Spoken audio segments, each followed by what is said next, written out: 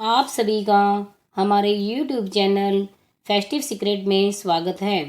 आज हम आपको इस वीडियो में कार्तिक मास में प्रतिदिन सुने जाने वाली चिड़ा चिड़ी की प्रेम कहानी सुनाने जा रहे हैं। एक बहुत बड़ा जंगल था। उस जंगल में बहुत सारे जानवर थे, लेकिन उसी जंगल में एक चिड़िया और एक चिड़ा रहते थे। वह एक दूसरे से बहुत प्यार किया करते थे, लेकिन चिड़िया जो है वह कभी कभी किसी भी बात को लेकर चिड़े से झगड़ा किया करती थी। वह हमेशा उससे लड़ा करती थी कि उसके मन में बहुत सारे विचार आते थे और वह उस पर शक किया करती थी। एक दिन की बात है कि वे दोनों पेड़ पर बैठे थे। पेड़ पर बैठे हुए दोनों किसी बात को लेकर झगड़ने लगे। चिड़िया ने चिड़े से कहा कि तुम मुझसे प्यार नहीं करते। चिड़े ने भी यह बात कह दी, तुम भी मुझसे प्यार नहीं करती, तुम हमेशा ही मुझसे झगड़ा करती हो। दोनों खूब लड़ते रहे। अंत में यह परिणाम आया कि चिड़िया और चिड़ा ने एक शर्त लगा ली। चिड़िया ने चिड़े से कहा, चलो ठीक है, मैं मानती हूँ कि तुम भी मुझसे प्यार करते हो, लेकिन एक शर्त है कि कल सुबह इस पेड़ के नीचे सबसे पहले जो आकर पहुँचेगा, मान लिया जाएगा कि वह सबसे ज़्यादा प्यार करता है। चिड़े ने भी हाँ में हाँ मिला दी और चिड़िया ने भी दोनों बात मान ली। फिर चिड़िया अपने घर चली गई और चिड़ा वहीं रुक गया। उस समय बहुत ज़्यादा ठंड पड़ रही थी और बहुत ज़्यादा सर्दी का आलम था। तेज़ हवाएं चल रही थी। चिड़े ने सोचा कि मैं क्यों घर जाऊं, ऐसा करता हूं कि मैं इसी पेड़ पर रुक जाता हूं और कल चिड़िया को यह जरूर बता दूंगा कि मैं उससे बहुत प्यार करता हूँ। यह बात सोचकर चिड़ा उसी पेड़ पर रुक गया और घर नहीं गया। रात में ठंड और भी बढ़ गई। बर्फीली हवाएं चलने लगी।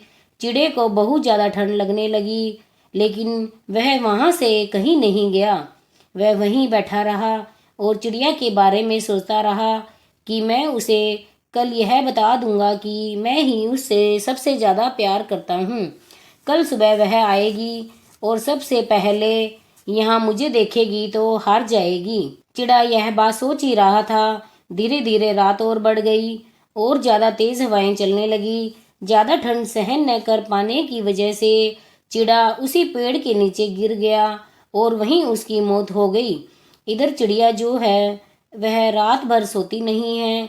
वह रात भर जागी रही और सोचती रही कि कब सुबह हो और मैं सबसे पहले पेड़ पर पहुंचूं और चिड़े को यह दिखा दूं कि मैं सबसे ज़्यादा उससे प्यार करती हूँ। रात भर यह बात सोचकर चिड़िया सोई नहीं और जैसे ही सुबह होती है, चिड़िया दौड़ी दौड़ी जाती है उस पेड़ के पास और हर तरफ देखती है कि चिड़े का कहीं भी दूर दूर कोई अता पता नहीं। तब चिड़िया वहीं बैठ जाती है। चिड़िया मन ही मन बहुत खुश होती है और सोचती है कि आज मैं तो जीत गई। आज चिड़े को भी यह बात कहूँगी कि वह प्यार नहीं करता। इंतजार करते करते 1 घंटा बीत जाता है। सूरज की किरण निकल जाती है। धीरे धीरे हर तरफ धूप छाने लगती है। चिड़िया इंतजार करती रहती है और देखते ही देखते उजाला हो जाता है, लेकिन चिड़े का कोई अता पता नहीं रहता। वह सोच में पड़ जाती है कि आखिर अभी तक चिड़ा क्यों नहीं आया। चिड़िया जब इधर उधर नज़र दौड़ाती है तो उस पेड़ के नीचे एक झाड़ी पड़ी होती है। उस झाड़ी पर उसकी नज़र जाती है और देखती है कि वहाँ कुछ है। वह नीचे आती है और बर्फ़ को हटाती है तो देखती है कि चिड़ा वहाँ मरा पड़ा है और बर्फ़ से उसका शरीर जम चुका है। यह देखकर चिड़िया वहाँ बहुत रोने लगती है और जैसे ही वह थोड़ा और साफ करती है तो देखती है कि वहाँ चिड़ा जो है मरते मरते यह लिख चुका है कि देख चिड़िया, मैं तुझसे बहुत ज़्यादा प्यार करता हूँ। तू तो अपने घर चली गई, लेकिन मैं अपने प्यार को साबित करने के लिए रात भर इस पेड़ पर रहा और नतीजा यह हुआ कि मेरी मौत अब होने वाली है। तो याद रखना कि मैं तुझसे बहुत प्यार किया करता था और आज भी इतना ही प्यार करता हूँ कि तेरी वजह से मैंने अपनी जान की परवाह नहीं की। यह बात जब चिड़िया पढ़ती है तो चिड़िया और ज़्यादा चिल्ला चिल्ला कर रोने लगती है। बाद में वह पछताती है कि काश मैंने यह शर्त नहीं लगाई होती तो चिड़ा आज उसे छोड़कर नहीं जाता। कहानी यहीं पर ख़त्म हो जाती है, लेकिन इस कहानी से हमें यह शिक्षा मिलती है कि ऐसे ही बहुत सारे हमारे भी रिश्ते होते हैं।